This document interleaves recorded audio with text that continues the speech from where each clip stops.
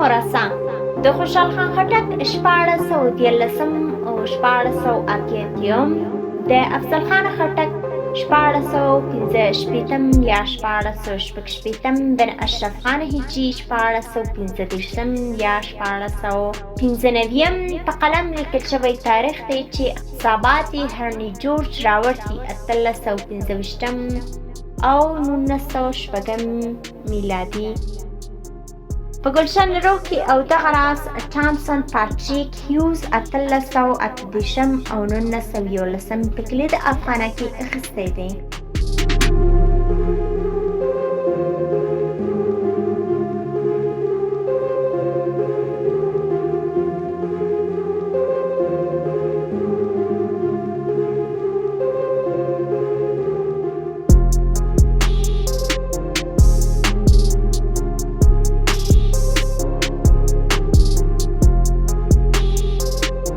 بشپړمتنې د ارواښاد استاد دوست محمد خان کامل مومن 1915 او 1901 په تشیع او تاریخ 1940 هجري قمري کال کې پېښور کې خپور شوی دی.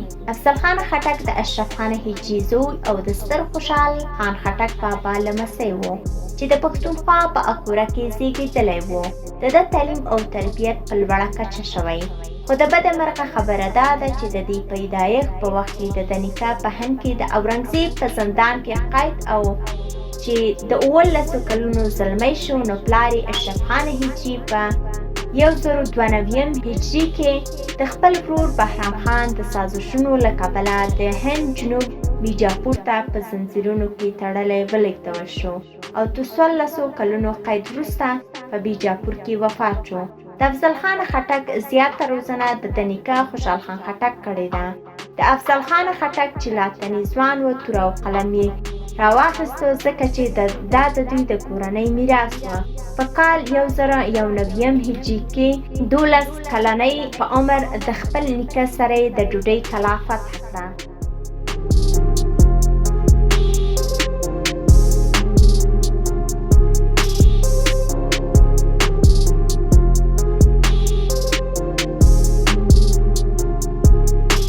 د ده نیکه د مرګ او د پلار د قید په ورځو کې یې خپله قبیله راغونډه کړه او تر ډېره اوږدې مودې پورې د خپلې قبیلې سردار او مشر پاتې شو.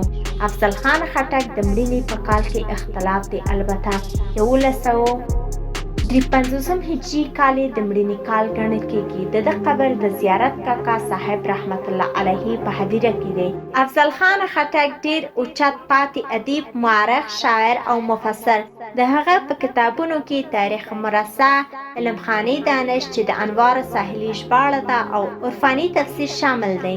تاریخ مرصع یو شمېر کتابونه چې د خټکو قبیلې او همداراز د نورو پښتنو قبیلو په اړه هم پکې معلومات راغونډ شوي دي چې په 19 میلادي پیړۍ کې ژوند کاوه. همداراز د پښتو ادبیاتو د تاریخ په لیکنه کې هم یوه غوره او جامع ماخذه په توګه ترې ګټه اخیستل کېدلی شي.